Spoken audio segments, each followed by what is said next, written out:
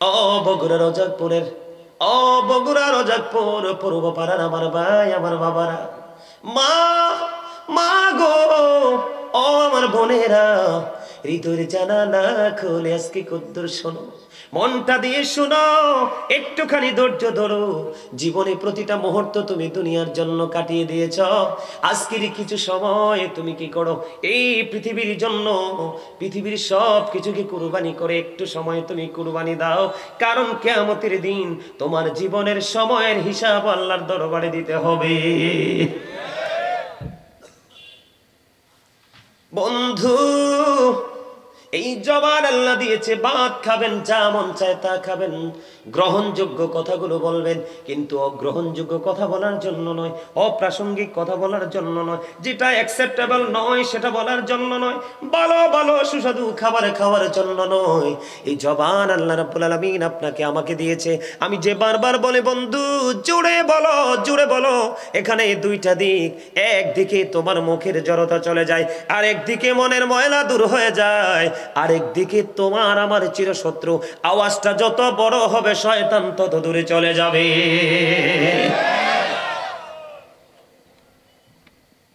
বলে হুজুর শয়তান কাছে থাকলে সমস্যাটা কি? আল্লাহ রাব্বুল আলামিন পবিত্র কালামে হাকিম স্পষ্ট করে বলে দিয়েছে, ও বন্ধু, আপনার আমার প্রকাশ্য শত্রু হলো শয়তান। Satan is the eternal enemy of the believers. ইমানদারদের প্রকাশ্য শত্রু হলো শয়তান। তবে প্রকৃত মুমিন যারা, প্রকৃত ইমানদার যারা, তাদের সম্পর্কে আমার আল্লাহ ওয়াজ করেছে, ইন্না কাইদা শাইতানি কানা দাঈফা। আল্লাহ রাব্বুল আলামিন বলেছেন শয়তান ডিসিপশন ইজ ভেরি উইক। আল্লাহ রাব্বুল আলামিন বলেছেন 100% মুমিন যারা, তাদের জন্য শয়তানের কৌশল একেবারে দুর্বল। হাজার চেষ্টা করে আটকাতে পারে না। তার প্রমাণ হলো, এক্সাম্পল হলেন আপনারা। অনেক মানুষ আমি দেখেছি দোকানে, রাস্তায়, মার্কেটে দাঁড়িয়ে আছে, কিন্তু তারা জান্নাতের বাগানে আসতে পারলো না। আপনারা সব কিছুকে উপেক্ষা করেছেন, সবচেয়ে বড় দুশমন হলো শয়তান। শয়তানকে উপেক্ষা করে আপনারা জান্নাতের বাগানে প্রবেশ করেছেন। এটাই হলো বন্ধু জান্নাতি আর জাহান্নামের মধ্যে পার্থক্য। আমি আপনাদেরকে যেটা বলতে চেয়েছি, আওয়াজটা জোরে বলতে হবে। বন্ধু, আল্লাহ রাব্বুল আলামিন আপনাকে আমাকে জবান দিয়েছে আল্লাহর জিকির করার জন্য। যারা জিকির করে তারা জিন্দা, যারা জিকির করে না তারা মুর্দা। ও বন্ধু, আল্লাহ রাব্বুল আলামিন বলেছেন, remember me then I will remember you. Allah বলেছেন, remember me then I will remember you. তোমরা আমাকে স্মরণ করো, আমি তোমাদেরকে স্মরণ করব। ফাযকুরুনি আযকুরকুম। জোরে জোরে বলেন আল্লাহু আকবার। এখন বন্ধু আল্লাহ রাব্বুল আলামিন বললেন আপনাকে স্মরণ বলো বাংলা শব্দ, এই আরবিতে বলা হয় এটাকে জিকির, আর ইংলিশে এটাকে বলা হয় রিমেম্বার। আল্লাহ রাব্বুল আলামিন বলেছেন, বন্ধু তোমরা আমাকে স্মরণ করো, আমি তোমাদেরকে স্মরণ করব। হুজুর কেমন করে স্মরণ করব গো? আল্লাহ রাব্বুল আলামিন জানিয়ে দিয়েছে, ফাযকুরুল্লাহা কিয়ামান, দাঁড়িয়ে দাঁড়িয়ে জিকির করো, ও কুউদান, বসে বসে জিকির করো, ওয়া আলা জুনুবিকুম, শুয়ে শুয়ে জিকির করো রে। তারপরেও জিকির করা তুমি বন্ধ করো না। আল্লাহ বলেছেন, ইয়া আইয়ুহাল্লাযীনা আমানু যকুরুল্লাহা যিকরান কাসীরা ওয়াসাব্বিহুহু বুকরাতাও ওয়া আসীলা। আল্লাহ রাব্বুল আলামিন বলেছেন, হে ঈমানদারগণ, তোমরা বেশি বেশি করে জিকির করো, সকাল তো সন্ধ্যা আল্লাহর পবিত্রতা ঘোষণা করো। এখন আপনাদের কাছে আপনারা প্রশ্ন করতে পারেন, বলে হুজুর জিকির কাকে বলে, কোনটা জিকির? জিকির হলো বন্ধু সুবহানাল্লাহ বললেন, এটাও জিকির। আলহামদুলিল্লাহ বললেন, এটাও জিকির। আল্লাহু আকবার বললেন, এটাও জিকির। লা ইলাহা ইল্লাল্লাহ বলেছেন, এটাও জিকির। কাউকে সৎ কাজের জন্য ডেকেছেন, এটাও জিকির। কাউকে অসৎ কাজ থেকে বারণ করেছেন, ওটাও জিকির। বন্ধু, ও বগুড়া রোজাকপুরের আমার বাইরে, আমার বাবা গো, হৃদয় খুলে তোমরা শোনো, আল্লাহ রাব্বুল আলামিন জানিয়ে দিয়েছে, তুমি নামাজ পড়ো, এটাও তোমার জিকির। নামাজ হলো জিকিরের জলসা। যেই আমলটা একই জায়গায় দাঁড়িয়ে এবং বসে সম্পূর্ণ করা হয়, এটাকে বলা হয় জিকিরের জলসা। আর তুমি হজে গেছো, এটাও বন্ধু জিকির। ওটা হলো মাওলার জিকিরের জুলুস। বিভিন্ন জায়গা পরিদর্শন করে যে আমল করা হয়, ওটাকে বলা হয় জিকিরের জুলুস। এবার জিকিরটা করবেন কেমনে? আপনার আমার প্রাণের নবী একবার স্পষ্ট করে বলে দিয়েছেন, হাদিস শরীফ দ্বারা বন্ধু প্রমাণিত হয়ে গেল। আপনার আমার প্রাণের নবী তিনি জানিয়ে দিয়েছে, তোমরা যখন জিকির করো এমন ভাবে জিকির করো গো, তোমরা যখন জিকির করো এমন ভাবে জিকির করো মানুষ দেখলে যেন তোমাদেরকে পাগল বলে। আর আপনি যে জিকির করেন দেহেও তো জানে না, কলবেও জানে না কোন চিন্তা নিয়ে জিকির করেন। আপনারা যে এতগুলো মানুষ, অসংখ্য মানুষ একত্রিত হয়েছেন, আপনারা জিকির ধরলে আকাশ বাতাস মুখরিত হয়ে যাবে। কথা বলেন না কেন? এটা কিন্তু আমার আলোচনার বিষয় নয়, তারপর আলোচনাটা আপনাদের সামনে করছি বন্ধু, আপনাদেরকে অ্যাক্টিভ করার জন্য, এক্সপেরিয়েন্স ম্যান হিসেবে প্রিপেয়ার করার জন্য। আল্লাহর হাবিব আরো জানিয়ে দিয়েছে, জিকির জবান দিয়েও করা যায়, অন্তর দিয়েও করা যায়, দুইভাবে জিকির করা যায়। তবে জবান এবং কলব এই দুটো মিলে যে জিকির করা হয় রে, এটা হলো সবচেয়ে বড় জিকির, উত্তম জিকির। আরো মজার খবর হলো বন্ধু, আপনারা একটু আগে দেখেছেন কিনা আমার দাদা ভাই একটা টিস্যু নিয়েছে, দেখছেন কিনা? কথা কয় না? আমিও নিলাম, আমার দিকে তাকান। এক্সাম্পল, আপনারা তৃণমূল পর্যায়ের মানুষ থেকে বন্ধু অনারেবল পার্সন পর্যন্ত এখানে এসেছেন, সবাই যদিও আমার কথা বুঝবে না, এই জন্য মাঝে মাঝে একটু এক্সপ্লেন করব। এই যে দেখেন এই টিস্যু মানুষ হাতে নেয় কি নেয় না, আমি কথা বলতে লাগলাম, আমার একটু থুতু আসলো অথবা শরীরটা একটু ঘামলো, এটা আমি ময়লা মনে করেছি, আমার কাছে একটু আনইজি লাগতেছে, টিস্যুটা নিয়ে আমি এটাকে ক্লিন করে ফেলে দিলাম। দিলাম কি দিলাম না? এটা হলো এক্সাম্পল।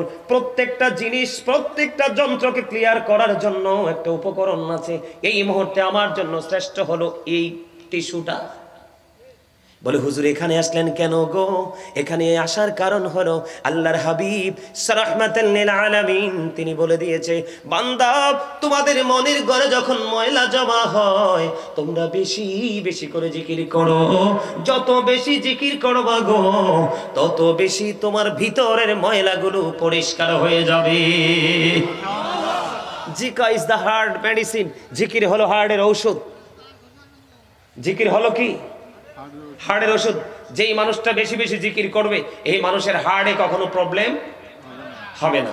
বন্ধুরে আমার, আজকে আপনারা হেঁটে হেঁটে এসেছেন তো সবাই, আল্লাহর হাবিব জানিয়ে দিয়েছেন কেউ যখন জিকির করতে করতে আল্লাহর দিকে 1 বিঘা পরিমাণে গিয়ে যায়, আল্লাহর হাবিব বলে দিয়েছেন আল্লাহ রাব্বুল আলামিন আল্লাহর বান্দার দিকে 1 গজ পরিমাণে গিয়ে আসে। তার মানে আপনি যত দ্রুত আল্লাহকে পেতে চান, আল্লাহর কাছে যেতে চান, আল্লাহ রাব্বুল আলামিন তার চাইতে দ্রুত আপনার কাছে আসে। কোন বান্দা যখন আল্লাহর দিকে 1 হাত পরিমাণে এগিয়ে যায়, আল্লাহর হাবিব জানিয়ে দিয়েছেন আল্লাহ রাব্বুল আলামিন তার দিকে 2 হাত পরিমাণে এগিয়ে আসে। কেউ যখন একা একা মাওলার জিকির করে রে, আল্লাহ রাব্বুল আলামিন ওই বান্দার জিকির একা একা করে। আজকে আমরা এই জান্নাতের বাগানে বসেছি বন্ধু, আমরা এই জান্নাতের বাগানে বসেছি, এটা একটা লোকাল প্লেস, কিন্তু হাদিস শরীফের ভাষা অনুযায়ী আল্লাহর হাবিব তিনি জানিয়ে দিয়েছেন, আল্লাহ রাব্বুল আলামিন বলেছে আমার বান্দাগুলো যখন পৃথিবীর কোন জলসায় বসে জিকির করে রে, আমি আল্লাহ তার চাইতে উত্তম জলসায় আমার বান্দার জিকির করি। আপনি বগুড়া রজাকপুর পূর্বপাড়ায় এই মাঠে বন্ধু বসে বসে মাওলার স্মরণ করছেন, আর মাওলা আপনার চাইতে উত্তম জলসায় বসে আপনাকে নিয়ে স্মরণ করছে। জোরে জোরে বলুন না সুবহানাল্লাহ। বন্ধু কেউ যদি হেঁটে হেঁটে আসে রে, আল্লাহ রাব্বুল আলামিন বলে দিয়েছেন আল্লাহ রাব্বুল আলামিনের দিকে কেউ যদি জিকির করার জন্য হেঁটে হেঁটে এগিয়ে যায়, আল্লাহ রাব্বুল আলামিন ওই বান্দার দিকে দৌড়ে আসে। তার মানে আপনি যত দ্রুত গতিতে আল্লাহকে কাছে পেতে চান, আল্লাহ তার চাইতে দ্রুত আপনার আপন হয়ে যায়। তাহলে জিকিরটা দরকার আছে না নাই? জিকির করলে লাভ না লস? বন্ধু জিকিরের মধ্যে নামাজ একটা গুরুত্বপূর্ণ জিকির। এখন মানুষ নামাজ পর্যন্ত কমার্শিয়াল করে ফেলেছে। জুম্মার দিনে দেখবেন 2 রাকাত সালাম ফেরানোর পরে আর মুসল্লি নাই। সুন্নত কোথায় গেল? নফল কোথায় গেল? শুধু পরশ দিয়ে তুমি কোনোদিন আল্লাহর দিদার পাবা না। আল্লাহর হাবিব জানিয়ে দিয়েছে, ইচ্ছে করে কেউ যদি কোনো সুন্নাতকে ছেড়ে দাও, আল্লাহর হাবিব তোমাকে হাবিবের উম্মত বলে স্বীকার করবে না। আর তুমি নবীর উম্মতের স্বীকৃতি না পাইলে বন্ধু, তোমার জন্য হাসরটা সহজ হবে না। আমি একটা ছোট্ট করে একটা হাদিস শরীফ আপনাদেরকে শোনাই বন্ধু। এখন তো মোটামুটি শীত যখন চলতে চলতে চলতে চলতে একটা পর্যায়ে আসবে, তাল গাছ সুপারি গাছ কমন হলো, তাল গাছ সুপারি গাছ নারকেল গাছ ছাড়াও ম্যাক্সিমাম গাছের পাতা বন্ধু ঝরে পড়ে যায়। যায় কি যায় না? যায় কি যায় না? হাদিস শরীফের মধ্যে এসেছে বন্ধু, আল্লাহর হাবিব শীতের দিন একদিন বের হলেন। বের হওয়ার পরে তিনি দেখতে পাইলেন গাছের পাতাগুলো বিরামহীন ভাবে ঝরে ঝরে পড়ছে। দুটো ডাল আল্লাহর হাবিব শক্ত করে ধরলো। ধরার পরে আপনার আমার প্রাণের নবী একটা ডাক দিলেন আবু জরকে, এ আবু জর। আবু জর উত্তর দিলেন, লাব্বাইকা ইয়া রাসূলুল্লাহ, আমি হাজির।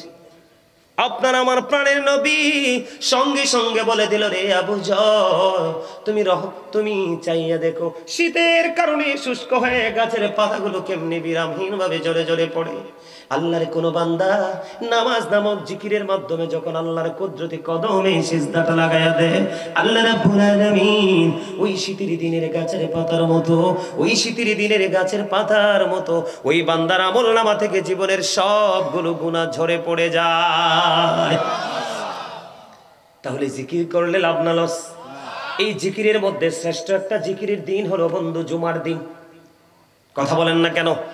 শ্রেষ্ঠ একটা দিন হলো জুমার দিন। আমি যদি আপনাদেরকে বন্ধু ছোট্ট করে বলি, হাদিস শরীফের মধ্যে এসেছে, খেয়াল করবেন, জিকিরের মর্যাদা আমি বোঝাচ্ছি। আল্লাহর হাবিব সরকারে মদিনা তিনি বলে দিয়েছেন, আসসালাতুল খামস ওয়াল জুমআতু ইলাল জুমআ ওয়া রমাদানু ইলা রমাদান মুকাফফিরাতুল লিমা বাইনাহুন্না ইযা তুনিবাতিল কাবাইর। আল্লাহর হাবিব জানিয়ে দিয়েছেন, যেই ব্যক্তি 5 ওয়াক্ত নামাজ পড়বে, আমাদের মধ্যে যারা 5 ওয়াক্ত নামাজ পড়ে নামাজের ফাঁকে ফাঁকে গ্যাপ আসেনি? আল্লাহর হাবিব বলে দিয়েছেন, 5 ওয়াক্ত নামাজ যদি তুমি সঠিকভাবে পড়ো রে, তাহলে কি হবে? 5 ওয়াক্ত নামাজের মধ্যে যে গ্যাপ সময়টা আছে, এই গ্যাপ সময়ের গুনার কাফফারা হয়ে যাবে তোমার এই 5 ওয়াক্তের নামাজের কারণে। এরপরে বলেছেন, আল জুমআতু ইলাল জুমআ, এক জুমা থেকে আরেক জুমা, দীর্ঘ একটি সপ্তাহের একটা গ্যাপ। আল্লাহর হাবিব রাহমাতাল লিল আলামিন তিনি জানিয়ে দিয়েছে, রে বগুড়ার মানুষ, ও আমার বন্ধুরা, আমার ভাই, আমার বাবারা, হৃদয়ের জানানা খুলে তোমরা শোনো।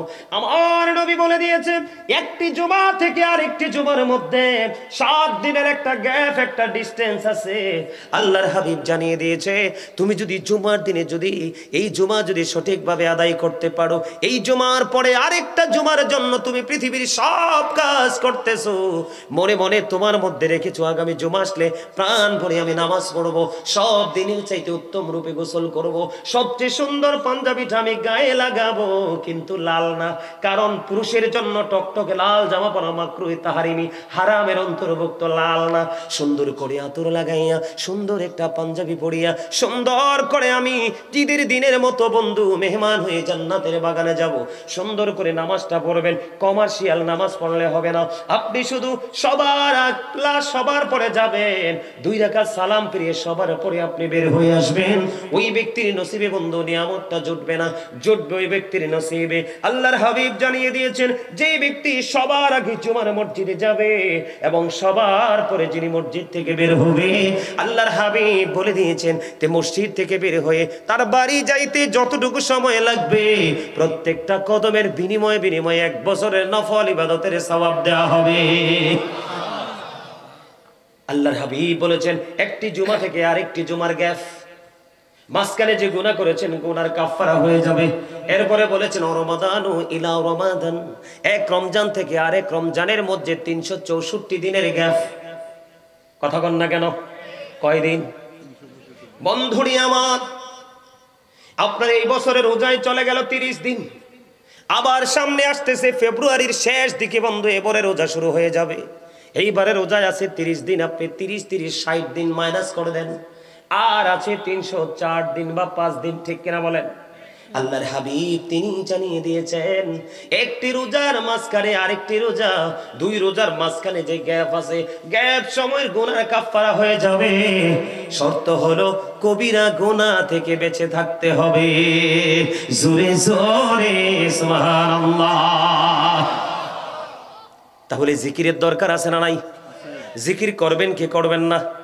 তবে নামাজে গেলে বন্ধু অন্য মনস্ক হওয়া যাবে না। এই নামাজ দিয়ে আপনার হেদায়েত মিলবে না। যখন আপনি নামাজে দাঁড়াবেন, কি হয়েছে কি হয়েছে, আপনার সমস্যা আছে কিছু? কথা বলেন কেন? আপনি বুঝেন না যে আপনার আওয়াজটা এখানে আসতেছে? দাদা ভাই, কথা বলা যাবে না, বললেও কানে কানে চুপে চুপে, ঠিক আছে? আমার এই ওয়াজটা কি আপনাদের কাছে ভালো লাগে? শুনতে মনে চায়?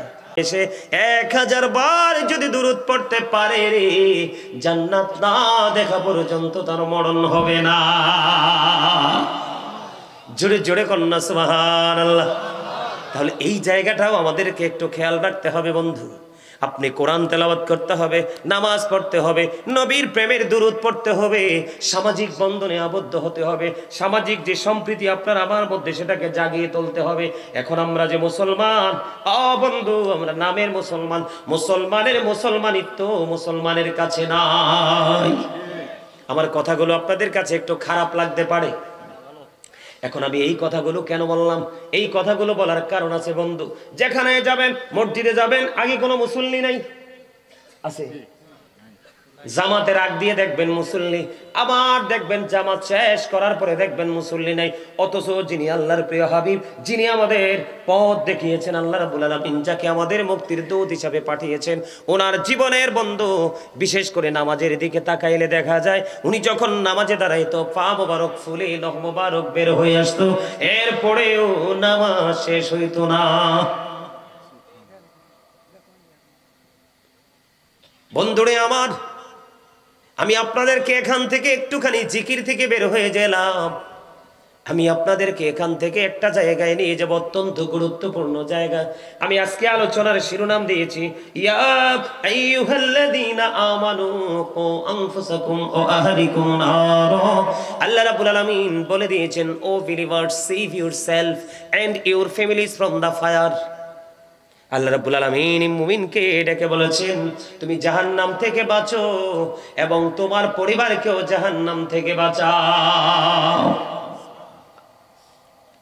আপনি বাঁচবেন এবং বাঁচাবেন, এই জন্য নিজেকে বাঁচতে হবে এবং আপনার ফ্যামিলি পরিবারকে বন্ধু বাঁচাতে হবে। আমার দিকে তাকান, আমরা সবাই কিন্তু এখানে সম্মিলিতভাবে যারা আছি সবাই মানুষ। আমরা সবাই কি মানুষ? মানুষকে যদি আমি আরবিতে বলি আল্লাহর কোরআনের ভাষায়, এটাকে আল্লাহ কখনো কখনো বলেছেন ইয়া আইয়ুহান নাস, আবার কখনো কখনো বলেছেন ইয়া আইয়ুহাল ইনসান। আমি যদি ইংলিশে বলি আল্লাহ বলেছেন আল্লাহর ভাষায়, আমি যদি আমাদের ভাষায় বলি বন্ধু, কখনো বলেছেন ম্যান অথবা কখনো পারসন। কেন আসলাম এই জায়গায়? মানুষ মনে করে তার দেহ সুস্থ থাকলে সুস্থ, না না, তার দেহ সুস্থ থাকলে সুস্থ নয় রে বন্ধু। আসলে তার আত্মাটাকে সুস্থ রাখতে হবে। তার প্রমাণ আমি আপনাদেরকে বলি, এই যে আমাদের দেহটা, এই দেহটার একটুখানি বন্ধু দামও আমাদের নাই যদি আমাদের ভিতরের মানুষটা না থাকে।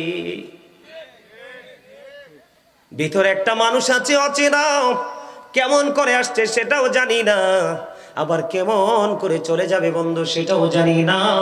কোন দিন আসবে সেটাও জানতাম না, কোন দিন চলে যাবে আমরা সেটাও বুঝতাম না। বন্ধু, সেটাকে আল্লাহর কোরআনের ভাষায় বলা হয় রূহ, ইংলিশে এটাকে বলা হয় সোল, বাংলাতে এটাকে বলা হয় আত্মা। আল্লাহর কোরআনের ভাষা আল্লাহ বলেছেন ক্বাউলির রূহু মিন আমরি রাব্বি। আল্লাহ বলেছেন say the soul is the warder of my lord. Allah রাব্বুল আলামিন জানিয়ে দিয়েছে আত্মাটা হলো জাস্ট আল্লাহর ওয়ার্ডার, আল্লাহর নির্দেশ। আত্মার কোনো ক্ষয় নেই, আত্মার কোনো বিনাশ নেই, আত্মার কোনো মরণ নেই। এটা শুধু স্থান পরিবর্তন করে, প্লেস চেঞ্জ করে।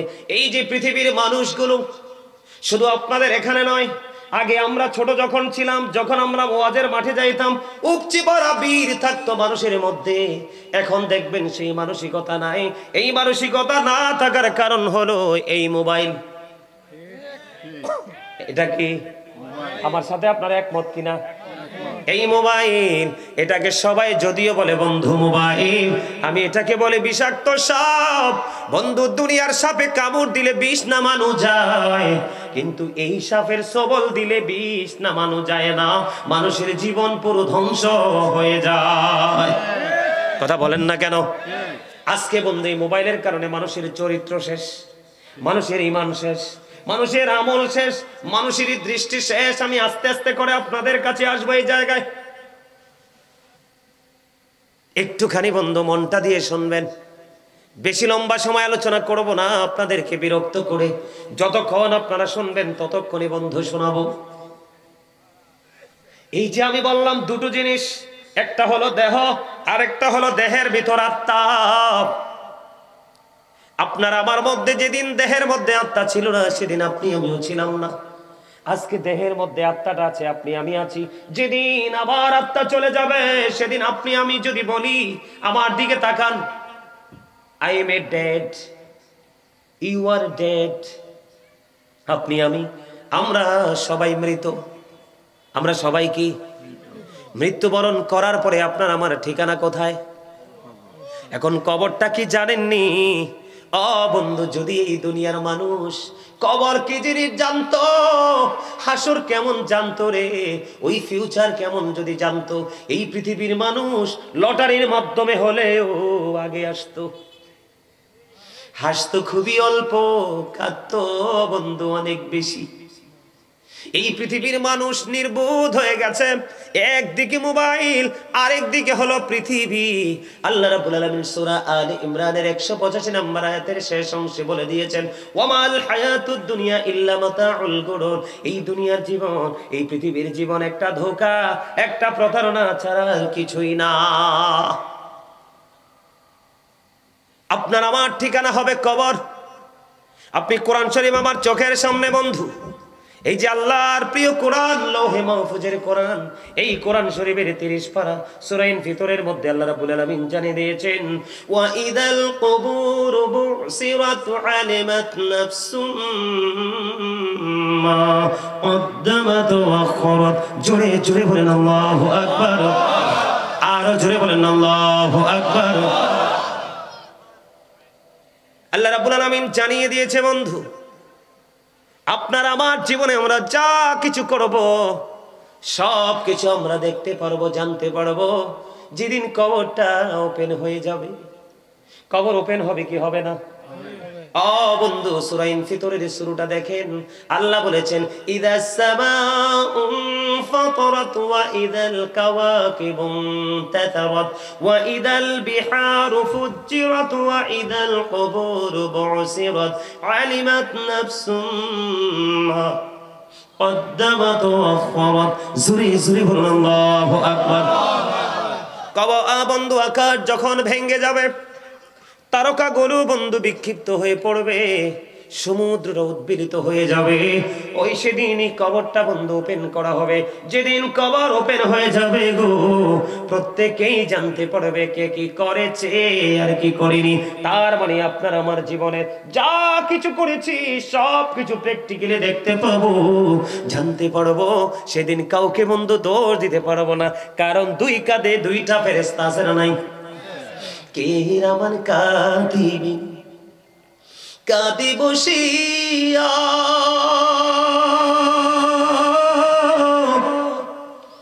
সকল কর্ম লিখিতেছি হুকুমনিয়া, আল্লাহর হুকুমনিয়া। 40 কদম হাঁটিয়া আসবেরি সজন, মুনকার নাকির হাজির হইবে রে তখন। ঘুমটা খুলিয়া সওয়াল করিবেন তখন, 40 কদম হাঁটিয়া আসবে রে সজন। আসবে কি আসবে না সেই দিন? আল্লাহ বলেছেন, কবরটা ওপেনিং হয়ে গেলে আপনার আমার জীবনে কে কি করেছি সব কিছু প্রকাশ হয়ে যাবে। আর হাদিস শরীফের দিকে বন্ধু নজর দিয়ে দেখলাম, আল্লাহর হাবিব জানিয়ে দিয়েছেন, আল কবরু রাউজাতুম মির রিয়াদিল জান্নাতি আও হুফরাতুম মিন হুফারিন নার। আল্লাহর হাবিব তিনি জানিয়ে দিয়েছেন বন্ধু, কবরটা জান্নাতের একটা বাগান হবে রে, জাহান্নামের একটা গর্ত হবে। আপনার আমার জীবনে কবরকে কোন রূপে দেখতে চাই? কথা বলেন না, কোন রূপে? জান্নাতের বাগান দেখতে চাই। তাহলে আপনি যিনি জান্নাত বানাইছে, যিনি আমাদের জন্য অবর্ণনীয় সুখের জায়গা জান্নাত বরাদ্দ করে রেখেছে, ওই জায়গাটাতে যেতে হলে ওই মালিকের অর্ডার মতো চলতে হবে কি হবে না? কথা বলেন না কেন? এখন যদি চলতে হয়, আল্লাহ রাব্বুল আলামিন পবিত্র কালামে হাকিম, আবার আমি ওই সূরায় ফিরে যাই। সূরার ভিতরের মধ্যে 30 পারা আল্লাহ বলেছেন, ফি আই সূরাতিন মা শাআ রাক্কাবা। আল্লাহ রাব্বুল আলামিন বলে দিয়েছে, আল্লাহ আমাদেরকে আল্লাহর মন মতো করে বানাইছে। আল্লাহ ক্রিয়েটেড দ্য মাইন্ড। আল্লাহর মন মতো করে আমাদেরকে বন্ধু সৃষ্টি করেছে, বানিয়েছে। একবার বুকে হাত দিয়ে বলেন, আল্লাহ রাব্বুল আলামিন আমাদেরকে আল্লাহর মন মতো করে বানাইছে। আমরা কি আল্লাহর মন মতো করে চলেছি কিনা? মন মতো পথে চলি নাই। কেমনে চলি নাই আমি সেটা আপনাদের সামনে আরেকটু পরে বন্ধু ব্যাখ্যা করব। আগে আমি আপনাদেরকে কবরের জীবনটা একটুখানি বন্ধু ঘুরে আসব, ছোট্ট করে বন্ধু একটু আমি রাউন্ড দিয়ে আসবো আপনাদেরকে নিয়ে। যাবেন নি আমার সঙ্গে? যেদিন এই দেহ থেকে আত্মাটা পার হয়ে যাবে, বের হয়ে যাওয়ার পরে আপনার ঠিকানা হবে বন্ধু কবর।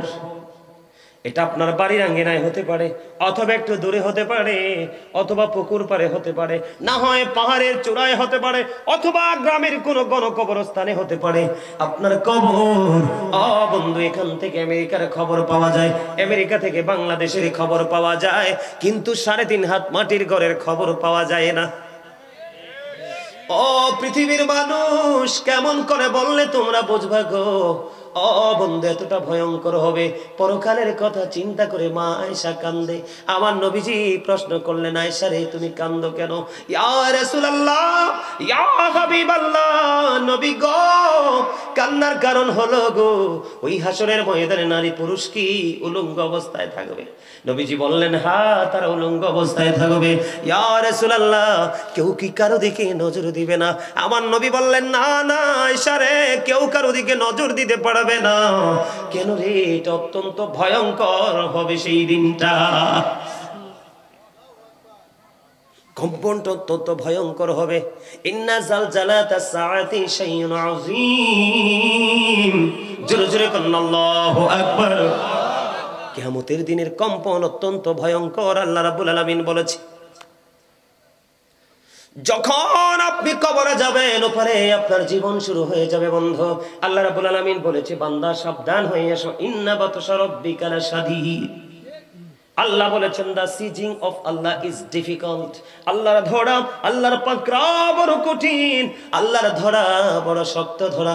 হুজুর, আল্লাহকে শুধু ধরে ক্ষান্ত হয়ে যাবে না, না। আল্লাহ রাব্বুল আলামিন বলেছেন, ইন্নাল্লাহা সারিউল হিসাব। Allah is quick to take account. Allah হিসাব গ্রহণে অত্যন্ত তৎপর। আমার কথাগুলো আপনারা খেয়াল করেননি? আমার কথাগুলো কি আপনাদের কাছে খারাপ লাগে নাকি ভালো লাগে? বন্ধু, আল্লাহ বলেছে আল্লাহর বান্দাকে শক্ত করে ধরবে, ধরাটা খুবই কঠিন হবে, হিসাবটাও নিবে চুকিয়ে চুকিয়ে। বন্ধু, সেদিন যদি তুমি বিপদে পড়ে যাও, এখন এই যুগের মানুষ আমি দেখতে পাই রে, ম্যাক্সিমাম মানুষ বন্ধু বিপদে পড়ে আছে। ম্যাক্সিমাম মানুষ, যদিও তারা এটা বুঝতে পারে না, পৃথিবীর কিছু সময় তারা মনে করতেছে খুবই সুখে আছে, তারা খুবই দুঃখের মধ্যে আছে রে। তার কারণ হলো, আমার দিকে তাকান, অত্যন্ত ভয়ঙ্কর হবে বন্ধু বিপদগ্রস্ত মানুষের জন্য। আল্লাহ বলেছে, এই পৃথিবীর বুকে তুমি বিপদে পড়লে সাহায্যকারী পাও, অসুস্থ হলে ডাক্তার খুঁজে পাও, কিন্তু পারে তোমারটা হবে বড় ভয়ঙ্কর। আল্লাহ বলেছেন, লা ইয়ামুতু, people will not die that day। সেদিন মানুষ বন্ধু মরতে পারবে না। আল্লাহ বলেছেন, ফিহা ওয়ালা ইয়াহইয়া, people will not be able to live that day। সেদিন মানুষ বাঁচতেও পারবে না। আল্লাহ বলেছেন, ওমা human হাবিগাইবিন, people will not be able to escape that day। সেদিন মানুষ সেখান থেকে পালাইতেও পারবে না। মানুষ সেদিন বাঁচতেও পারবে না, মরতেও পারবে না, পালাইতেও পারবে না। বন্ধু, পাপীদের জন্য খাবার বরাদ্দ আছে। কি আছে?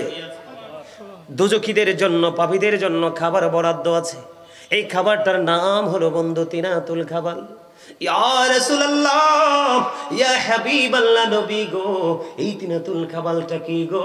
আমার নবীজি জানিয়ে দিয়েছেন, এই তিনাতুল খাবালটা হলো আরেকটা জাহান্নামের নিংড়ানো রক্তপুঁজ।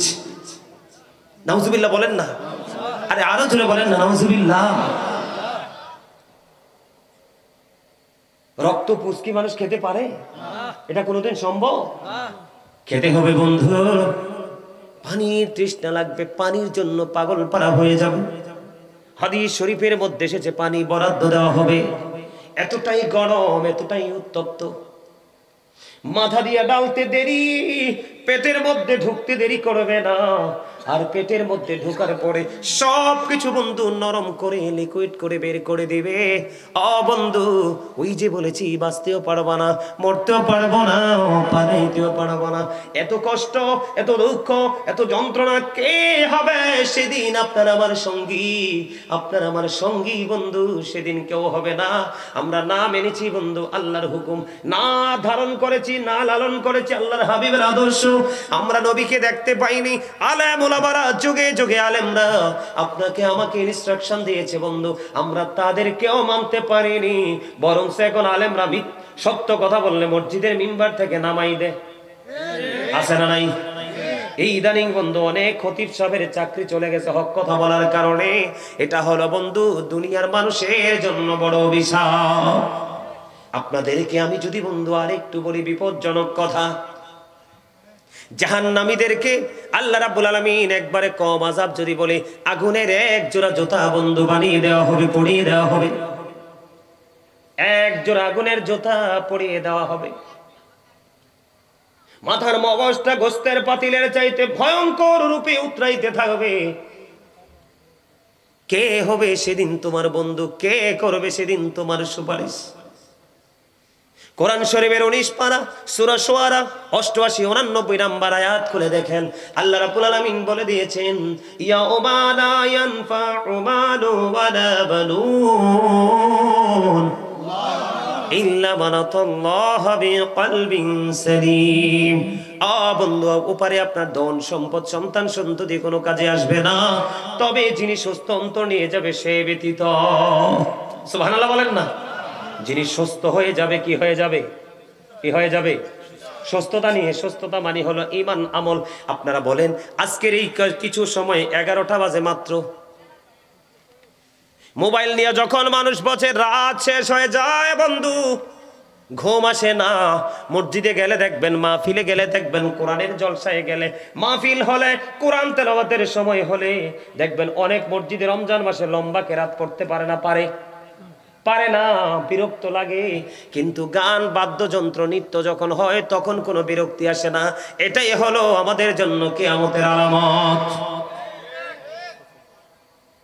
সহ্য করবেন কেমন করে? আল্লাহর হাবিব জানিয়ে দিয়েছেন, জাহান্নামের আগুনটাকে 1000 বছর তাপ দেওয়া হয়েছে, রং হয়ে গেল আগুনের লাল। আল্লাহ কই এই আগুনে হবে না, আরো 1000 বছর তাপ দিল, রং হয়ে গেল সাদা। আরো 1000 বছর তাপ দেওয়া হয়েছে, আগুনের রং হয়ে গেল বন্ধু কালো। এক এক করে 3000 বছর আগুনটাকে উত্তপ্ত করে ওই পাপী মানুষের জন্য বরাদ্দ করে রেখেছে। ওই কঠিন বেড়াজাল থেকে মানুষ বাঁচতেও পারবে না, মরতেও পারবে না, পালাইতেও বন্ধু পারবে না। কি হবে সেদিন? কি করবে মানুষ সেদিন? মানুষের উপায় কি রে? মানুষ কোনো উপায় খুঁজে পাবে না বন্ধু। এই জন্য আমি আপনাদেরকে একটুখানি বলেছি, আল্লাহ ধরবে খুবই শক্তভাবে, হিসাব নেবে শক্তভাবে। বিপদে যদি পড়ে যাও, বাঁচতেও পারবে না, মরতেও পারবে না, পালাইতেও পারবে না। যদি তুমি নেককার হতে চাও, মুমিন হতে চাও, তাহলে তোমাকে ধারণ করতে হবে রাসূলের আদর্শ। কথা বলেন না কেন? রাসূলের আদর্শ ধারণ করতে হবে কি হবে না? রাসূলের কথা মানলে লাভ না লস? নবীজির কথা সত্য না মিথ্যা? 100% না 50%? 100% সত্য যদি মনে করেন, তাহলে আমি আপনাদেরকে বলবো, আজকের শুধু নয়, যখন যে জায়গায় মাহফিল হবে উলামায়ে কেরামদের জবান থেকে পবিত্র কথা শুনবেন, একটু একটু করে জীবনের মধ্যে পরিবর্তন আনবেন। আপনি রাত এবং দিন যেই কোনো সময় আপনি আমল করেন, যেই কোনো সময় পৃথিবীর কাজ নিয়ে আপনি ব্যস্ত থাকেন, কিন্তু বন্ধু এই দুনিয়ার বুকে আপনি একটুখানি করে করে আমল করতে হবে, না হয় আপনার কবর থেকে পুরো জীবনটা বিপন্ন হয়ে যাবে। আমি কেন বলি আপনাদেরকে নবীজির জীবন, নবীর রাজস্বকে লালন করতে হবে বন্ধু। আমি কোরআন বুঝেছি নবীজির মাধ্যমে, হাদিস বুঝেছি নবীজির মাধ্যমে, জীবনকে কিভাবে গঠন করতে হবে সেটাও আমরা শিখেছি আপনার আমার প্রাণের নবীজির মাধ্যমে। ঠিক কিনা বলেন? আরো জোরে। ডক্টর আহমদ পেয়ারা বাগদাদি পীর সাহেব কেবলা, যিনি বসরা ইউনিভার্সিটির লেকচারার ছিলেন, উনি বলে দিয়েছেন বন্ধু, of all the great religious personalities of all prophet Muhammad রাসূলুল্লাহ সাল্লাল্লাহু আলাইহি সাল্লাম ওয়াজ দ্য মোস্ট সাকসেসফুল। জোরে জোরে বলেন সুবহানাল্লাহ। ডক্টর আহমদ পেয়ারা বাগদাদি তিনি বলে দিয়েছেন, পৃথিবীর বুকে যত নবী রাসূল এসেছে, সকল নবী রাসূলের মধ্যে আপনার আমার প্রাণের নবী ইমামতি থেকে রাজনীতি, রাজনীতি থেকে ইমামতি পর্যন্ত প্রত্যেকটা জায়গায় বন্ধু তিনি সফল ছিলেন। আমেরিকার গবেষক মাইকেল এইচ হার্ট তিনি 100 জন প্রভাবশালীর তালিকা করলেন। তিনি বলেছেন, the 100 A ranking of the most influential person in the history. 100 জন প্রভাবশালীর তালিকা করেছেন। এখানে ইনফ্লুয়েন্সাল দ্বারা আপনার আমার প্রাণের নবীকে শ্রেষ্ঠ সত্যবাদী হিসাবে, সবচেয়ে পাওয়ারফুল হিসাবে তিনি আখ্যায়িত করেছেন। জোরে জোরে কন্যা সুবহানাল্লাহ।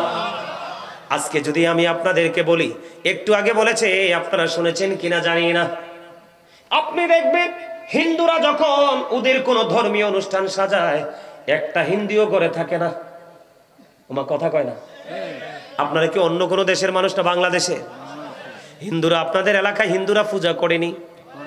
দেখবেন ছোট বড় মাঝারি খ্রিস্টানরা যখন তাদের খ্রিস্ট ধর্ম পালন করে, যথাযথভাবে করে, একমাত্র মুসলমান একটা জাতি, তারা তাদের ধর্মীয় সংস্কৃতি থেকে জোরে চলে গেছে।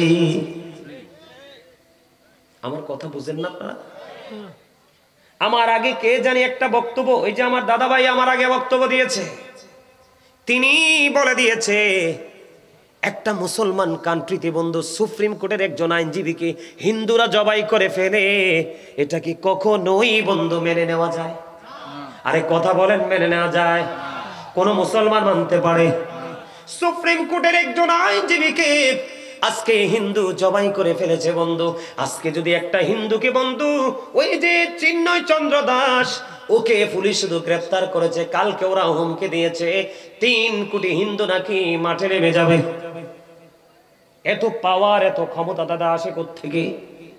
আজকে আসার কারণ হলো এই চিন্ময় কুমার দাস কয়েকদিন আগে ঢাকায় একটা বক্তব্য দিয়েছে। আপনারা শোনেন কিনা জানেন কিনা জানি না। আমরা মুসলমানরা কিভাবে বন্ধু পিছিয়ে যাচ্ছি একটু খেয়াল করেন। ওই চিন্ময় কুমার দাস তিনি কয়েকদিন আগে ঢাকা সোহরাওয়ার্দী উদ্যানে একটা বক্তব্য দিয়েছে। সে বলেছে, আজকে থেকে আমার হিন্দু মা বোনেরা একটা যুদ্ধ করবে, সেই যুদ্ধটা হলো সন্তান জন্মের যুদ্ধ। আর আপনার আবার প্রাণের নবী বলেছে, যেই বংশের মহিলারা বেশি বেশি করে সন্তান জন্ম দেয়, বেশি সন্তান প্রসব করে, তোমরা ওই বংশের মেয়েদেরকে বউ বানাইয়া ঘরে আনো। আর এখনকার ছেলে মেয়েরা এমন অবস্থা হয়েছে, নবীর আদর্শ থেকে দূরে চলে যাওয়ার কারণে, ইসলাম থেকে দূরে চলে যাওয়ার কারণে 1টার 2টার বেশি বাচ্চা নেয় না। কথা কন না কেন? ঠিক না বেঠিক? কাকে লালন করে কাকে ধারণ করেছেন আপনি? আপনি ধারণ করেছেন, আমার দিকে তাকান, বাংলার ইমানদার মা বোনেরা তারা নামাজ পড়ে পাতলা জামা পরে। আমার নবীজি বলেছেন, যেই মহিলা জামা পরার পরেও তার অঙ্গ দেখা যায়, সেই নারীটা উলঙ্গ। নারী জোরে জোরে কন্যা নাউজুবিল্লাহ। আপনার লজ্জাস্থান শরীর ঢাকার জন্য পোশাক দিয়েছে, আপনি পোশাক পরার পরও শরীর দেখা যায়। এই যে কৌশল, এটা ঢুকাইছে বেঈমানেরা। কথা বোঝেন? আমার ওয়াজ বুঝে নেবেন বন্ধু। আমার কাছে মনে হয় আমাদের কুমিল্লার মানুষ আপনাদের পছন্দ না। পছন্দ তো কথা বলেন না কেন? এগুলো বাস্তব কথা কিনা? আপনারা হয়তো ওইভাবে চিন্তা করেন না। আজকে আমি এখন আপনাদেরকে দেখাবো, আপনাদের এই বগুড়া বন্ধু রজাকপুর পূর্বপাড়ার অসংখ্য যুবকের পরনে জিন্স প্যান্ট আছে না নাই? ওই যে কন্যায় আমার ইয়াং ম্যানরা বসেছে, জিন্স প্যান্ট সবটি পড়ছে। এখন যদি বলি ইউ স্ট্যান্ড আপ, দাঁড়াও দাঁড়াও, প্যান্টটা একটু দেখাও, আমি দেখবো তার ম্যাক্সিমাম যুবকের প্যান্টটা জিন্স প্যান্টটা নাবির নিচে। বেঈমানদের অপকৌশল আমি আপনাদেরকে বোঝাচ্ছি, খেয়াল করবেন গভীরভাবে বন্ধু। আপনারা সারা জীবন শুনেছেন শুধু নারীরা পর্দা করবে, না না, নারী শুধু পর্দা করবে না, পুরুষের জন্য পর্দা ফরজ। এর যুবকের দল, আমার দিকে তাকাও, তোমরা আমার দিকে তাকাও, হাসছো না বন্ধু। এটা অত্যন্ত গুরুত্বপূর্ণ একটা মেসেজ, তোমরা জেনে রাখো। কোরআন থেকে আমি বলছি, হাদিস না। হাদিস বললে দাদা ভাই হয়তো অনেকে বলে গায়ে পড়বে, তো বলবে এটা জাল হাদিস কইছি, কিন্তু কোরআন বললে জাল বলার কোনো সুযোগ। বন্ধুরি আমার, ইমানদার পুরুষের জন্য আল্লাহ 3টা পোশাক দিছে। কয়টা? তোমরা বেশি করে শোনো, কারণ তোমরাই বেশি বেঈমানকে লালন করো। কারণ মাথার চুল কাটার স্টাইল ইহুদি স্টাইল, দাড়ি রাখার স্টাইল ইহুদিদের স্টাইল। তোমরা কেন বোঝো না দাড়ি রাখা নবীর সুন্নাহ? আর তুমি এমন ভাবে দাঁড়িয়ে রাখছো, নেইমার মেসির মতো দুষ্ট লোক দাঁড়িয়ে রেখেছে, তুমি তার স্টাইলে দাঁড়িয়ে রাখলা। কোনোদিন কোন ইমাম সাহেবকে প্রশ্ন করলা না, তুমি কেন বুঝো না? তুমি যে জিন্স প্যান্টটা পরেছো, আল্লাহ বলেছেন লিবাসুত তাকওয়া যালিকা খায়র। 3টা পোশাক দিয়েছেন আল্লাহ। একটা হলো লজ্জাস্থান ঢাকার পোশাক, আরেকটা হলো বন্ধু সাজের পোশাক, আরেকটার মধ্যে বন্ধু আরেকটা হলো তাকওয়ার পোশাক। আল্লাহর কাছে সবচেয়ে প্রিয় হলো তাকওয়ার পোশাক। বলো হুজুর তাকওয়ার পোশাকটা কোনটা? আপনি লুঙ্গি পরেন, প্যান্ট পরেন, পায়জামা পরেন, ট্রাউজার পরেন, যেটাই পরেন, আমার দিকে তাকান, উপর দিয়ে থাকবে নাভি বরাবর অথবা নাভির উপরে, আর নিচের দিক দিয়ে থাকবে টাকনুর উপরে।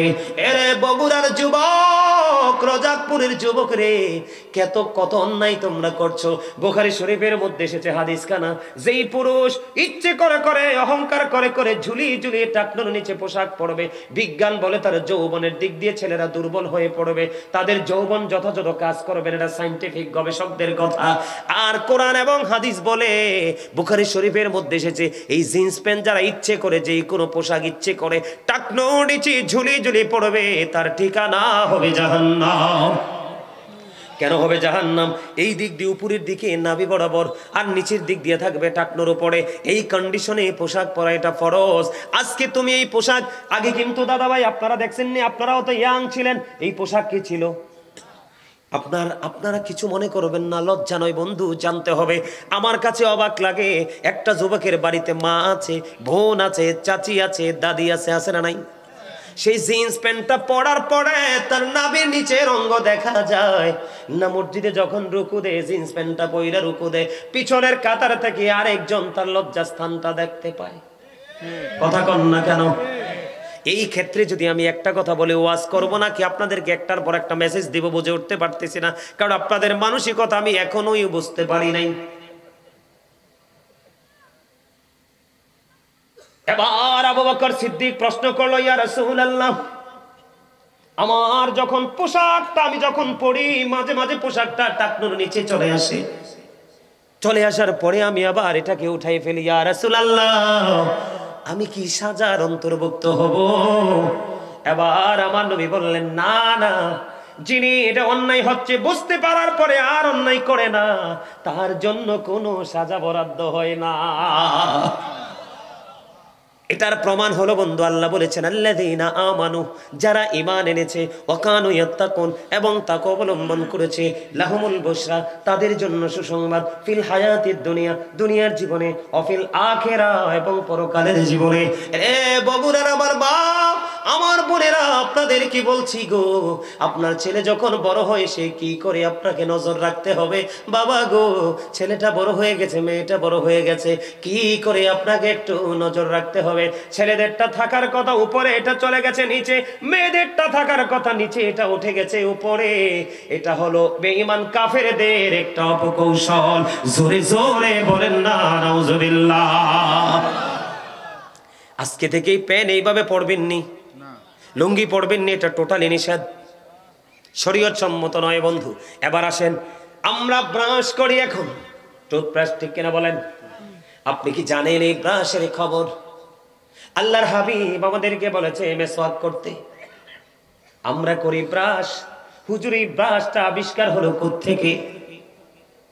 বাংলার আনাচে কানাচে আগের যুগের মানুষ, এখনো অনেক আলেম দেখা যায়, অনেক মানুষ দেখা যায়, যাই থাক বা না থাক মেসওয়াকটা কোটে থাকে, আছে না নাই? কিন্তু বন্ধুরি আমার, মেসওয়াক ইউজ করা নবীর সুন্নাত। নবীজি বলে দিয়েছে, নবীজি বলেছে আমার উম্মতের জন্য কষ্ট হবে, যদি কষ্ট না হইতো রে আমি বলতাম প্রত্যেক নামাজের আগে যেন সে মেসওয়াক করে, কারণ সুস্থ থাকার জন্য মেসওয়াকেরও গুরুত্বপূর্ণ ভূমিকা আছে। কিন্তু আপনারা আমার জীবনে দেখা যায় বন্ধু, আমরা ব্রাশ নিয়ে পড়ে আছি। এটা বেঈমান কাফেরদের একটা অপকৌশল। এই ব্রাশ আবিষ্কার করেছে সর্বপ্রথম বেঈমান কাফেররা বন্ধু। এবার আসেন আমার দিকে।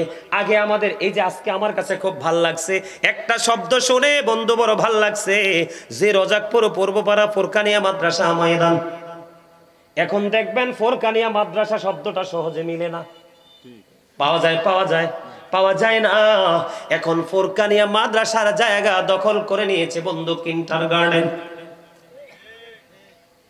মুসলমানের বাচ্চারা জীবন ভর তারা কি করবে?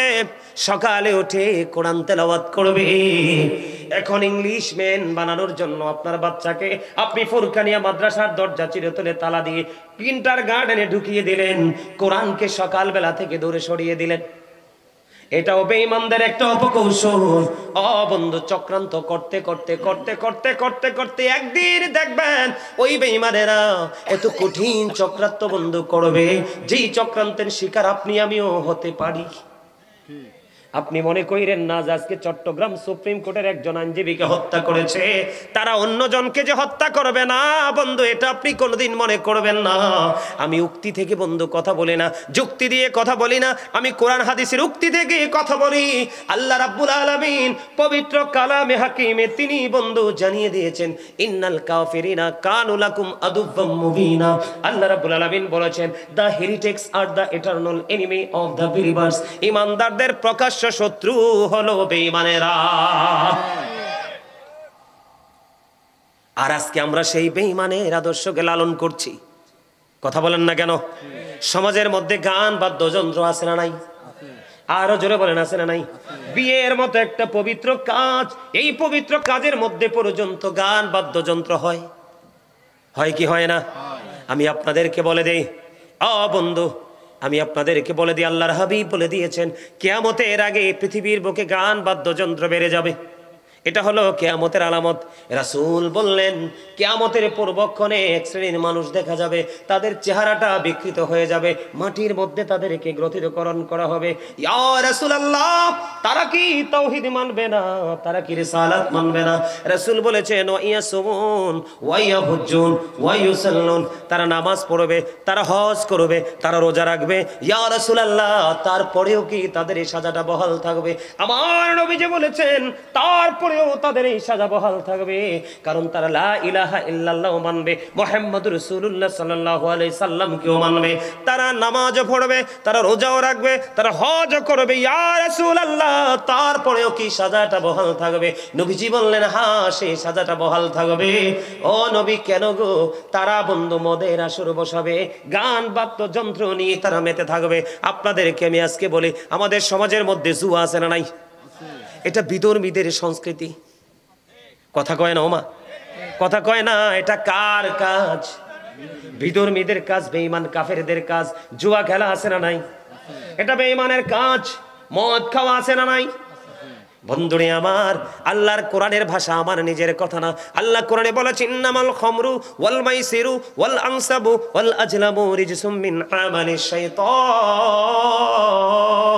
আল্লাহ রাব্বুল আলামিন জানিয়ে দিয়েছেন মদ, জুয়া, মূর্তি, ভাগ্য গণনা এগুলো ঘৃণ্য বস্তু, শয়তানের কাজ। আমি আগে বলেছি শয়তান আপনার আমার চিরশত্রু, বলেছে কে? এখন আপনার আমার সমাজে গান বাদ্যযন্ত্র আছে কিনা? আপনারা আমার দিকে খেয়াল করেন। আল্লাহর হাবিব বলেছেন নামাজও পড়বে, রোজাও রাখবে, হজও করবে, আল্লাহকে মানবে, রাসূলকে মানবে, তারপরেও তাদের এই সাজাটা বহাল থাকবে। আল্লাহ রাসূল আরো বলে দিয়েছেন মাটির মধ্যে পানি দিলে যেমনি ফসল জন্ম হয়, ঠিক তেমনি ভাবে গান থেকে মানুষের মনের করে নোংরামি সৃষ্টি হয়। নাউজুবিল্লাহ বলেন না। বন্ধুরে আমার, গানের আসরে যাওয়া পাপ, কান লাগাইয়া গান শোনা ফাসিকি। আর গান শোনার পরে যদি বলে কই হি ভেরি ফ্যান্টাস্টিক, তখন যদি বন্ধু হয়ে যাবে এটা কুফরি। গানের আসরে যায়, মনে রাখবেন, গান বাদ্যযন্ত্র মিউজিকের আসরে যায় পাপীরা, কান লাগাইয়া গান শুনে ফাসিকরা। গান শোনার পরে যদি বলে কয় ফ্যান্টাস্টিক, মজা হয়েছে, আল্লাহর হাবিব জানিয়ে দিয়েছেন গান শোনার পরে কেউ যদি কয় খুব সুন্দর মজা পাইছি, সে যেন কুফরি করে ফেললো। জোরে জোরে বলেন না নাউজুবিল্লাহ। আজকে বাংলাদেশে ইহুদিদের সংস্কৃতি কায়েম হচ্ছে। আপনারা আমার দিকে তাকান, কয়দিন আগে দেখলাম এক বাবার 5টা সন্তান, 5টাই বন্ধু অফিসার, কিন্তু বাবা মার ঠিকানা বৃদ্ধাশ্রম। এইটা আসছে পশ্চিমা দেশ থেকে। কথা কয় না কেন? এটা কোত্থেকে এসছে? আপনারা জানেন কিনা জানি না বন্ধু, ইহুদিদের সংস্কৃতি সন্তান বড় হওয়ার পরে বাবা মা শাসন করতে পারে না। যদি বাবা মা কোনো সন্তানকে আঘাত করে তাকে পানিশমেন্ট নিতে হয়। অথচ বন্ধু, গবেষক কোরআন হাদিস বলতেছে paradise of the child under the feet of the mother, মায়ের পায়ের নিচেই সন্তানের জান্নাত। আর আমরা সন্তান হিসেবে আমাদের মান্য করা হলো we should Obi our parents. আমাদের প্রত্যেকের উচিত হলো পিতামাতাকে মান্য করা, ঠিক কিনা বলেন? আর পিতামাতার দায়িত্ব হলো every parent should take care their children very carefully. প্রত্যেকটা পিতামাতার উচিত সন্তানের দায়িত্ব যত্ন সহকারে পালন করা। আজকে পশ্চিমা সংস্কৃতির মধ্যে বাবা মা তার দায়িত্ব পালন করবে সন্তানের, এটা নাই, কেড়ে নিয়েছে। সন্তান বাবা মাকে আদর করে বুকে জড়িয়ে রাখবে, বন্ধু, সেটাও তারা কেড়ে নিয়েছে শুধুমাত্র পৃথিবীর একটু লালসা দিয়ে। জোরে জোরে কন্যা নাউজুবিল্লাহ। আমার কথাগুলো আপনারা বুঝতেছেন নি? বন্ধু, এই যে বললাম গান বাদ্যযন্ত্র, মদ খাওয়া, হযরতে ইমাম আযম আবু হানিফা রাহমাতুল্লাহি আলাইহি তিনি বলেছেন, তোমরা যদি কোনো মানুষকে দেখো মদ পান করতে, তোমরা তাকে 80টা ডোরা মারো। কেন গো? কারণ হলো মদ পান করার পরে তার মস্তিষ্কটা কি হয়ে যায়? বিকৃত হয়ে যায়, সেন্সলেস হয়ে যায়, বিবেক কাজ করে না, তখনই সে সামাজিক অনৈতিক কাজে লিপ্ত হয়। আজকে তাদের দেশের সংস্কৃতি। আমার একজন ভক্ত, বুঝছেন, আমার কাছের মানুষ, কয়দিন আগে বন্ধু আমেরিকাতে গিয়েছিলেন তিনি অন্য দেশে। ওখান থেকে তিনি কৌশলে আমেরিকা ঢুকেছে। ঢোকার পরে তিনি আমাকে বললেন ফোন দিয়ে, হুজুর কি এক জগতে আসলাম, মনে হয় বাংলাদেশ যেন চির শান্তির দেশ। সুবহানাল্লাহ বলেন না? ভাল লাগছে না আপনাদের কাছে? হ্যাঁ, বলে কেন গো? কয় বাংলাদেশ হলো হুজুর চির শান্তির দেশ। কেন রে? কয় ওই দেশে কেউ কাউকে আঘাত করে না, কেউ কাউকে কোনো কাজের জন্য বাধ্য করে না।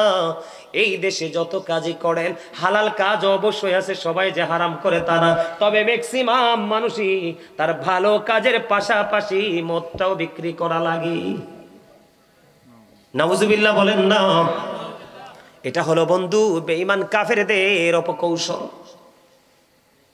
আজকে বন্ধু আমার দিকে তাকান, মদ খাওয়া থেকে, জুয়া খেলা থেকে, এরপরে দেখেন আমাদের দেশের ছেলেরা যে মাথার চুল কাটে, এটা পুরোটাই বন্ধু শরীয়ত বিরোধী, ইসলাম বিরোধী। নাউজুবিল্লাহ বলবেন না? আজকে তারা চতুর্দিক দিয়ে আমাদেরকে গ্রাস করে আসছে বন্ধু।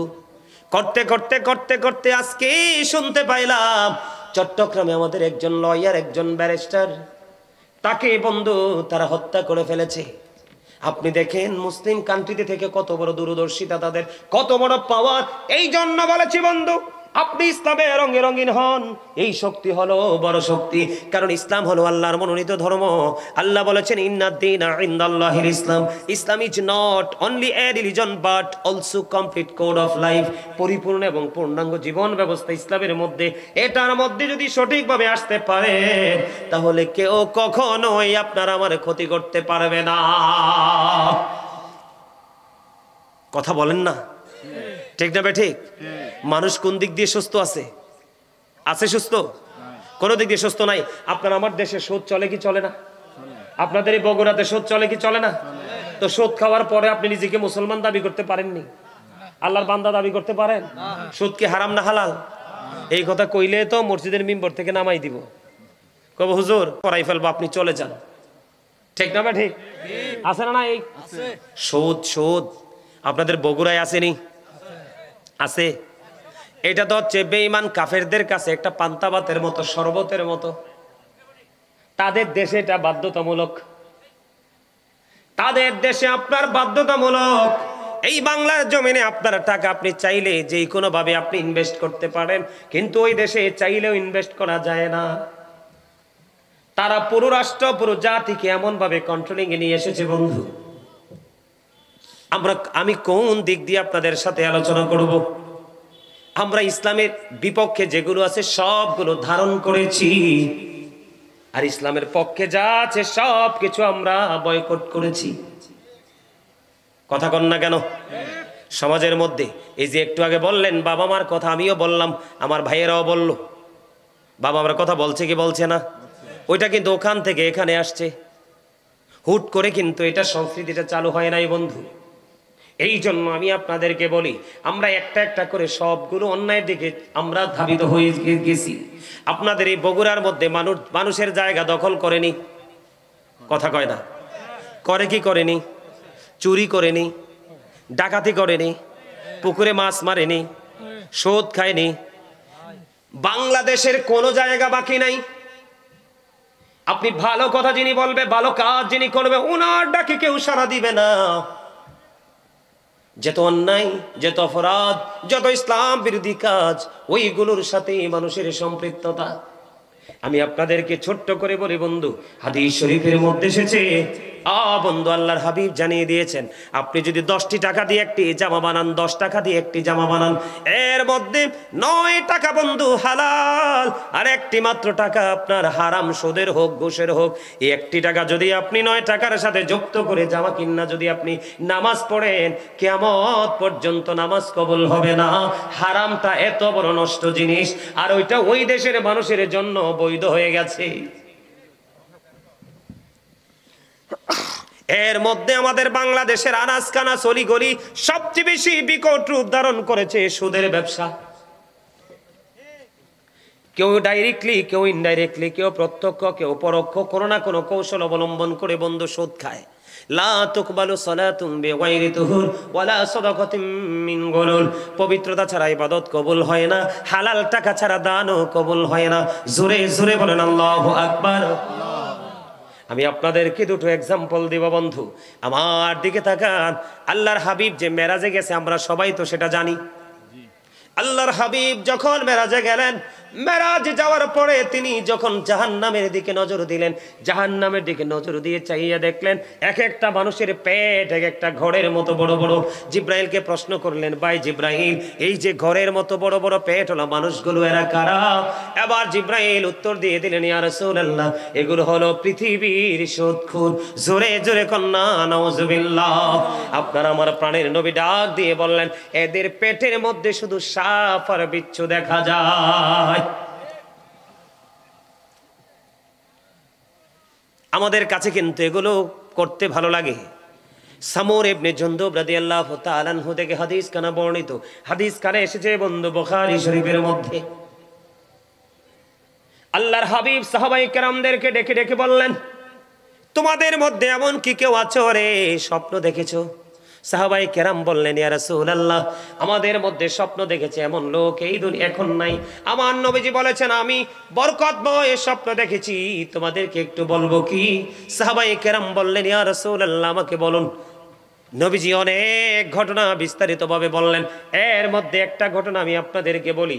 আল্লাহর হাবিব দুজন ফেরেশতার সফর সঙ্গী হয়ে যখন ভ্রমণে বের হলো, তিনি চাইয়া দেখলেন একটা নদী দেখা যায়, রক্তের নদী। এই রক্তের নদীর মধ্যে একটা লোক সাঁতার কেটে কেটে কুলে আসতে চায়, পারে আসতে চায়। বন্ধু, পারে যখন আসতে চায়, এবার আমার নবীজি বলতেছেন, হাদিস শরীফের মধ্যে এসেছে, পারে লোকটা আসতে চায়, আর পাড় থেকে একজন লোক খালি পাথর নিক্ষেপ করে, সে হাজার চেষ্টা করেও বন্ধু পাড়ের দিকে আসতে পারে না। এবার আমার নবীজি সফর শেষ হলো, ফিরে আসবে, এবার প্রশ্ন করলেন, নবীজি প্রশ্ন করলেন, ফিরে যাব, চলে যাব, কোনো দুঃখ নেই, কিন্তু এতগুলো দৃশ্য দেখেছি, তার মধ্যে একটা হলো এইটা, এটা কি রে? এবার ফেরেশতারা জানিয়ে দিলেন, ইয়া রাসূলুল্লাহ, নবী গো, এরা হলো পৃথিবীর সুদখোর। নাউজুবিল্লাহ বলেন না। রক্তের নদীর মধ্যে বন্ধু সাঁতার কাটতেছে, চেষ্টা করতেছে, কুলে আসতে পারে না। আমি যদি আপনাদেরকে বলি বন্ধু, এই সুদের জায়গাটা শেষ করে দিলাম, ছোট্ট ছোট্ট করে বলছি, আপনার আমার মধ্যে দেখা যায় এখন মিথ্যাবাদী আছে না নাই? আরো জোরে বলেন না। এই হাদিস শরীফের মধ্যে এসেছে আল্লাহর হাবিব সফরে গেলেন, সফরে যাওয়ার সময় তিনি আরেকটা দৃশ্য তিনি দেখতে পাইলেন। একটা লোক বন্ধু এই গদির মধ্যে চিত হয়ে হেলান দিয়েছে। আমার নবীজি দেখতে পাইলেন এই লোকটার এই মাথাটা এই দিক দিয়ে লোহার চিরুনিয়া আস্তা দিয়ে বন্ধু চামড়াটা তুলে ফেলা হচ্ছে, টেনে টেনে চামড়াটা তুলে ফেলা হচ্ছে। একদিক দিয়ে চামড়াটা তুলতেছে, আরেক দিক দিয়ে জোড়া লাগতেছে, একদিক দিয়ে তুলতেছে, আরেক দিক দিয়ে বন্ধু জোড়া লাগতেছে। এমনি করে করে করে করে বন্ধু যখন চলতেছে, আবার নবী সফর সঙ্গীদেরকে প্রশ্ন করলেন, এরা কারা, এরা কারা গো, এই লোকটা কে? আমার নবীজি সঙ্গে সঙ্গে জানিয়ে দিলেন, এই লোকটা হলো পৃথিবীর মিথ্যাবাদী। জোরে জোরে কন্যা নাউজুবিল্লাহ। আপনারা মনে রাখবেন, মিথ্যা হলো সকল অপরাধের মূল। যার কাছে মিথ্যা কথা খুঁজে পাবেন, তার কাছে বড় বড় অপরাধও খুঁজে পাবেন, কারণ মিথ্যা হলো সকল পাপের প্রসূতি। জোরে জোরে নাউজুবিল্লাহ। বলে হুজুর মিথ্যা বলে কেমনে? এখন দেখবেন মানুষ মোবাইলের মাধ্যমে, সোশ্যাল মিডিয়ার মাধ্যমে বন্ধু সংবাদ পাঠক পাঠিকারা আছে, এলাকার মধ্যে চা দোকান আছে, বাড়ির মধ্যে কিছু মহিলা আছে, মিথ্যা বলে বলে মানুষের মধ্যে বিভ্রান্তি সৃষ্টি করে, আছে না নাই? ওই মিথ্যাবাদীর জন্য তো ভয়ঙ্কর সাজা হবে রে। ও বন্ধু, চামড়াটা একদিক দিয়ে তোলা হবে, আরেক দিক দিয়ে জোড়া লাগবে, একদিক দিয়ে তোলা হবে, আরেক দিক দিয়ে জোড়া লাগবে। এমনি করে করে বন্ধু তার সাজাটা কন্টিনিউ চলতে থাকবে। জোরে জোরে বলেন না নাউজুবিল্লাহ। ওই হাদিসের আরেকটা পার্ট যেটা নবীজি ফার্স্ট টাইমে দেখেছে, আমার নবীজি যাওয়ার সময় দেখতে পাইলেন একজন লোককে পাথর দিয়ে পাথর মারা হচ্ছে। যখন পাথর মারা হচ্ছে, তার মাথাটা ভেঙে চূর্ণ বিচূর্ণ হয়ে যাচ্ছে। ওই যিনি পাথর মারতেছে তিনি পাথরগুলো কুড়াই আনতে যায়, টোকাই আনতে যায়, আনতে আনতে আবার চাইয়া দেখে পুরো মাথাটা আবার জোড়া লেগে যায়, ইনটেক হয়ে যায়। এইভাবে চলতে চলতে চলতে চলতে আমার নবীজি দৃশ্যটা যখন দেখতে পাইলেন, দৃশ্যটা যখন আমার আপনার প্রাণের নবী দেখতে পাইলেন, দৃশ্যটা দেখার পরে এবার ওই ফেরেশতাদেরকে প্রশ্ন করলেন, এরা কারা রে, পাথর মারে রে, মাথাটা ভেঙে যায়, পাথরগুলো আবার কুড়াই আনতে আনতে তার মাথাটা পুরো ইনটেক হয়ে যায়, কে রে, কেনই বা তার এই অবস্থা হচ্ছে, এই সাজাটা তার কেন বহাল রইল?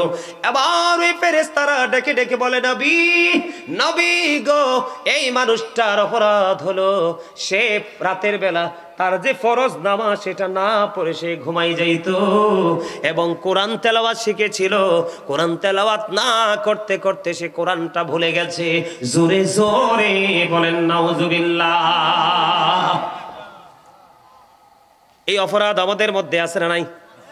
এই জন্য আমি প্রায় আজে বলি বন্ধু, মুরব্বীদের অন্তর আল্লাহ রাসূলের প্রেম ভালোবাসায় ভরা, আর এই বর্তমান প্রজন্মের ম্যাক্সিমাম যুবক যুবতী তাদের অন্তর হিংসা, নোংরামি আর আত্মগরিমায় ভরা। ওমা, কথা কি ব্যাঠিক বলছি আমি? হ্যাঁ, আগের যুগের মুরব্বীদের কাছে গেলে যেই সফট আচরণ, আমলের ক্ষেত্রে বলেন, কথার ক্ষেত্রে বলেন, আপ্যায়নের ক্ষেত্রে, সব ক্ষেত্রে এখনো মুরব্বীরা যে সফট, এই জিনিসটা কিন্তু আমাদের দেশ থেকে উঠে যাচ্ছে, মুসলমানের কাছ থেকে উঠে যাচ্ছে। কেন? ওই যে রাসূলের আদর্শকে আমি কি করতে পারিনি, ধারণ করতে পারিনি। আল্লাহ রাব্বুল আলামিন, আল্লাহর হাবিব, তাদের আচরণ অত্যন্ত মধুর, অত্যন্ত মিষ্টি। আমাদের সমাজের মধ্যে জিনা ব্যভিচার আছে না নাই? কথা বলেন। ওই হাদিস শরীফের আরেকটা অংশ, আপনার আমার প্রাণের নবী ওই ফেরেশতাদের সঙ্গে সফরে বের হয়ে গেল। সফরে যখন বের হয়ে গেল, সফরে বের হয়ে যাওয়ার পরে নবীজি ওই হাদিস শরীফের আরেকটা অংশ বন্ধু, নবীজি দেখতে পাইলেন আগুনের একটা চুলা দেখা যায়, আগুনের এই চুলাটার মধ্যে বন্ধু উলঙ্গ নারী পুরুষ দেখা যায়। আমার নবীজি বললেন, এই উলঙ্গ নারী পুরুষগুলো এরা কারা রে? এবার আমার নবীকে ফেরেশতারা জানিয়ে দিলেন, ইয়া রাসূলুল্লাহ, ইয়া হাবিবাল্লাহ, নবী, নবী গো, এই যে উলঙ্গ নারী পুরুষগুলো এরা হলো পৃথিবীর জিনা এবং ব্যভিচারের কারণে ওয়ালা। জোরে জোরে বলেন নাউজুবিল্লাহ। অপরাধগুলো আমাদের মধ্যে আছে না নাই? আপনাদের বগুড়া এই বন্ধু রজাকপুর পূর্বপাড়ার ছেলেরা বাবা মাকে কষ্ট দেয়নি? দেয়? বিয়ের আগে না পরে? বিয়ের আগেও দেয়, পরেও দেয়, দেয়নি? এই যে আমার ভাই কইছে বিয়ের পরে বেশি দেয়, বিয়ের আগে কম দেয়, এটাই বাস্তবতা। বিশেষ করে দেখবেন শহরের যে ছেলেরা, শহরের মেয়েরা দুজন মিলে বন্ধু একত্রিত হয়ে মা বাবাকে বৃদ্ধাশ্রমে পাঠায়। বন্ধু, আমি আপনাদেরকে একটা গুরুত্বপূর্ণ মেসেজ দিব। বুখারী এবং মুসলিম শরীফের মধ্যে এসেছে বন্ধু এই হাদিস খানা।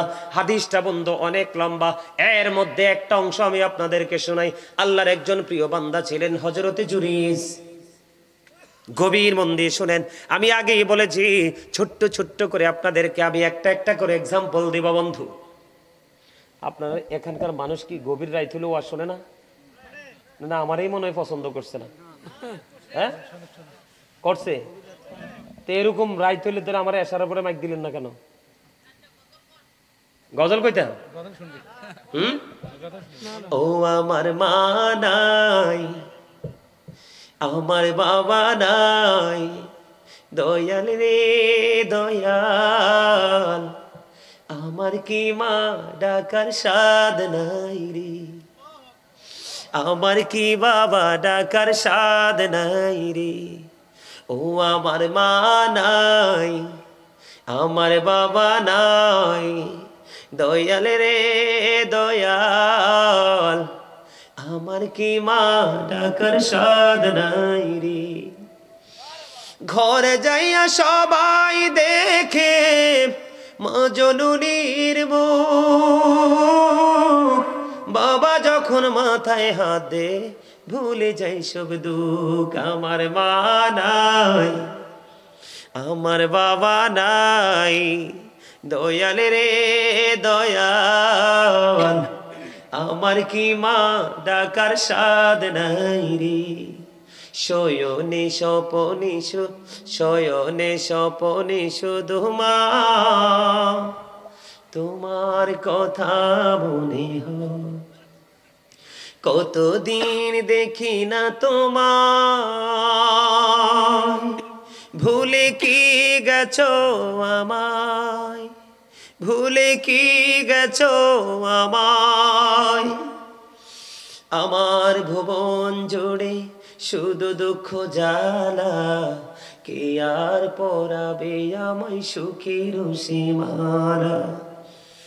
আমার ভুবন জুড়ে শুধু দুঃখ জ্বালা, কে আর পরাবে আমায় সুখের সীমানা।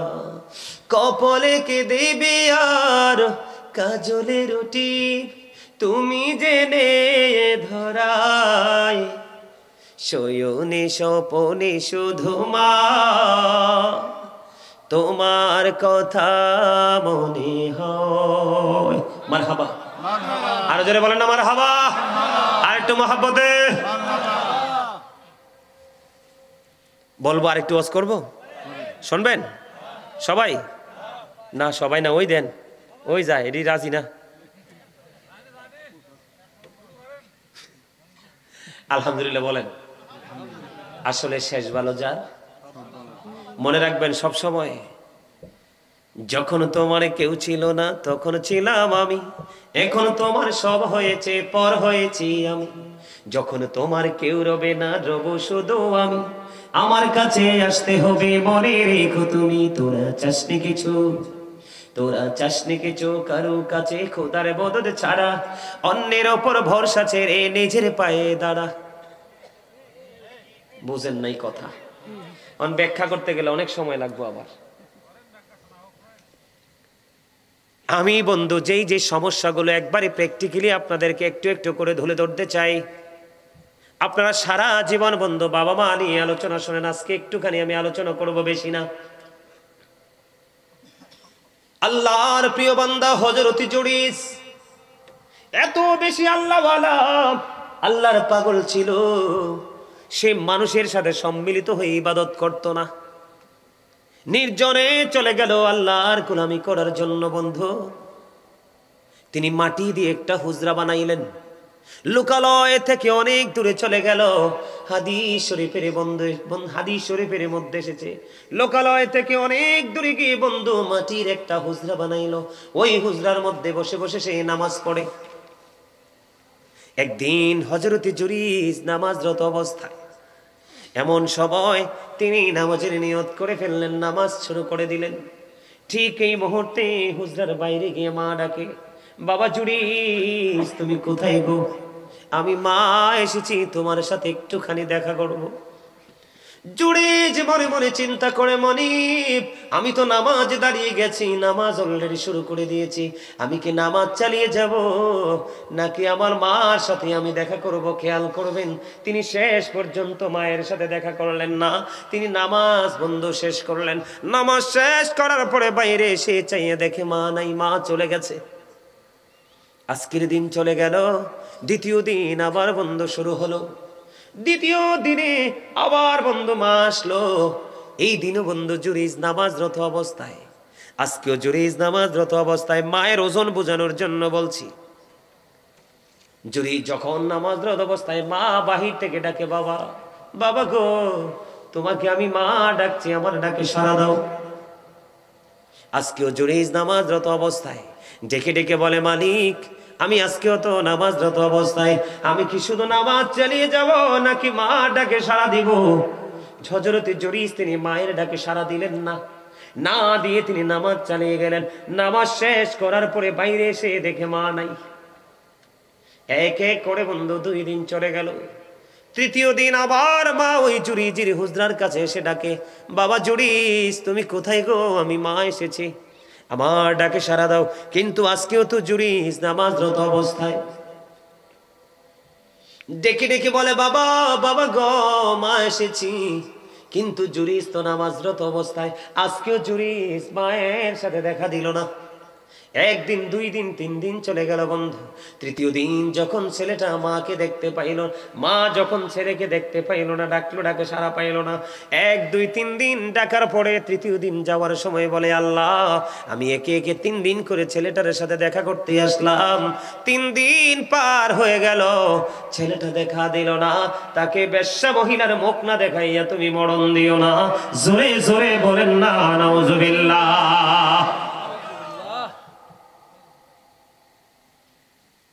ছেলে তো মাকে গালি দেয় নাই, মাকে কোনো কষ্ট দেয়নি, ছেলে তো নামাজরত অবস্থায়, কিন্তু মা তো বরদোয়া দিয়ে দিল, অভিশাপ দিয়ে দিল বন্ধু। পাশেই ছিল এক বেশ্যা মহিলা, গর্ভবতী। এটা হাদিস শরীফ থেকে প্রমাণ, বুখারী এবং মুসলিম শরীফের মধ্যে এসেছে। যখন তিনি দেখলেন ওই বেশ্যা মহিলা পাশেই বন্ধু তার গর্ভে সন্তান আছে, তখন এই মানুষ তাকে প্রশ্ন করতে শুরু করলো, বেশ্যা মহিলা কি তোমার এই পেটের সন্তান তুমি কোত্থেকে নিয়ে এসেছো? এবার ওই বেশ্যা মহিলা একটা ডাক দিয়ে বললেন, আমি সন্তান এনেছি ওই জুরিজ থেকে। আসলে জুরিজ এটার কিছুই জানে না। কৌশল কোনটা? মায়ের অভিশাপ। এবার বন্ধু বেশ্যা মহিলার সন্তান প্রসব করে ফেললো। সন্তান প্রসব করার পরে বন্ধু, সন্তান প্রসব করার পরে মানুষ প্রশ্ন করতে শুরু করলো, তোর এই বাচ্চা কোত্থেকে নিয়ে এসেছো? এবার ওই বেশ্যা মহিলা ডেকে ডেকে বলে, গো এই সন্তান আমি এনেছি জুরিজ থেকে। আসলে জুরিজ কি কিছু জানে? জুরিজ তো কিছু জানে না। এবার বন্ধু আপনারা দেখেন, আপনাদের বগুড়া এটা হয় কি হয় না জানি না, কিন্তু আমাদের কুমিল্লাতে আমি দেখেছি বন্ধু, চোর চুরি করলে দোষ হয় না বন্ধু, সন্ত্রাসী কর্মকাণ্ড করলে কোনো দোষ হয় না, কিন্তু ইমাম সাহেব ছোট্ট একটা অন্যায় করলে এটা মানুষ সহ্য করে না। আছে না নাই? নামাজি ফরেজগার আল্লাহওয়ালা মানুষের ত্রুটি কখনোই সাধারণ মানুষ মেনে নেয় না। ঠিক তেমন হয়েছিল জুরিজের জামানায়। তখন তৎকালীন সময়ে মানুষগুলো কি করলো, জুরিজকে মারার জন্য চলে আসলো বন্ধু। তার ওই হুজরাটা ভেঙে ফেললো, তাকে বন্ধু প্রহার করতে শুরু করলো, টেনে হেসড়ে তার হুজরা থেকে বের করে নিও। জুরিজ বারবার প্রশ্ন করে, কি আমার অন্যায়, কি আমার অপরাধ? আমি কি করেছি? কয় তুমি অবৈধভাবে বেশ্যা মহিলাদের গর্ভে সন্তান দিয়েছ। কোথায় সেই সন্তান? জুরিস বললেন সন্তানটাকে আমার কাছে নিয়ে এসো। এবার জুরিস কি করলেন? ওযু বানাইয়া নামাজ পড়লেন 2 রাকাত। নামাজ শেষ করে ডাক দিয়ে বললেন ওই বাচ্চাটা কোথায়? আমার সামনে নিয়ে আসো। বাচ্চাটাকে যখন সামনে নিয়ে আসা হলো, ওই বাচ্চাটার পেটটার উপর হযরত জুরিজের হাতটা, পবিত্র হাতটা রেখে রাখার পর একটা ডাক দিয়ে বললেন, বাবু তুমি বলে দাও তোমার বাবাকে। এবার এই ছোট্ট মাসুম বাচ্চার জবান খুলে গেল। ওই ছোট্ট মাসুম বাচ্চা বন্ধ জবান খুলে ইশারা করে আঙ্গুল দিয়ে দেখিয়ে দিল, ওই রাখাল আমার বাবা। আওয়াজ তোলে বলেন না আল্লাহু আকবার। আমি আপনাদেরকে বুঝাইতে চেয়েছি এই জিনিসটা, যেই বাচ্চা মাসুম বাচ্চা, মাত্র নবজাত শিশু দুনিয়ার বুকে এসেছে, ওই বাচ্চার পেটের উপর হাত দিয়ে প্রশ্ন করার পরে যদি ছোট্ট ছেলের জবান খুলে যায়, আল্লাহ যদি ওই হাতের বরকতে ছোট্ট ছেলের জবান খুলে দেয়, তাহলে জুরিজের মর্যাদা আছে না নাই? পাওয়ার আছে না নাই? নামাজরত অবস্থায় তার দাম আছে না নাই?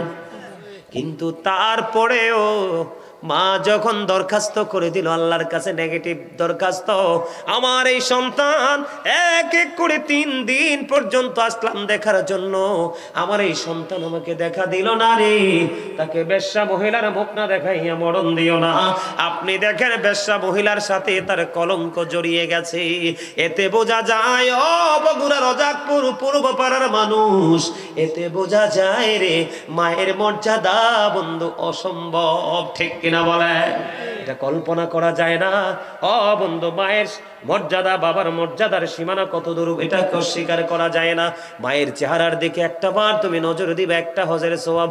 ইয়া রাসূলুল্লাহ, দৈনিক যদি 100 বার তাকাই গো, তাহলে 100 হজের সওয়াব। এবার যদি আমি বাবার কথা বলি, আমাদের দেশে বাবারাও কিন্তু অনেক লাঞ্ছিত, অপমানিত। ঠিক কিনা বলেন? একজন ব্যক্তি এসে নবীকে প্রশ্ন করলেন, ইয়া রাসূলুল্লাহ, আমার বাবা আমার সম্পদ নিজের মতো করে খরচ করতে চায়। আমার নবীজি জানিয়ে দিলেন, শুধু তুমি না, শুধু তোমার সম্পদ না, তুমি নিজেও তোমার বাবার সম্পদ। বাবা তোমাকে যেমনি তেমনি তোমাকে কি করতে পারবে? কাজে লাগাইতে পারবে। বাবাকে কিছু তুমি বলতে পারবা না। যে সন্তানটা বাবার অবাধ্য হয়ে যায়, এটা আল্লাহর অবাধ্য হয়ে যায়। মা বাবার অবাধ্য সন্তান কখনোই দুনিয়ার বুকে আর মুখ দেখে না, এবং হাসরে প্রশ্নই আসে না। এই সমস্যা আমাদের দেশে আছে না নাই? সম্মানিত উপস্থিতি, আমি আপনাদেরকে বিনীতভাবে অনুরোধ করব, আমি অনেকগুলো কথা বলেছি, এই কথাগুলোর আওতা থেকে আমাদেরকে বের হয়ে আসতে হবে। এদিকে তাকান, বেশি বেশি করে মুসলমানকে দেখা মাত্রই সালাম দিয়ে দিবেন। কি দিয়ে দিবেন? সামাজিক সম্প্রীতি।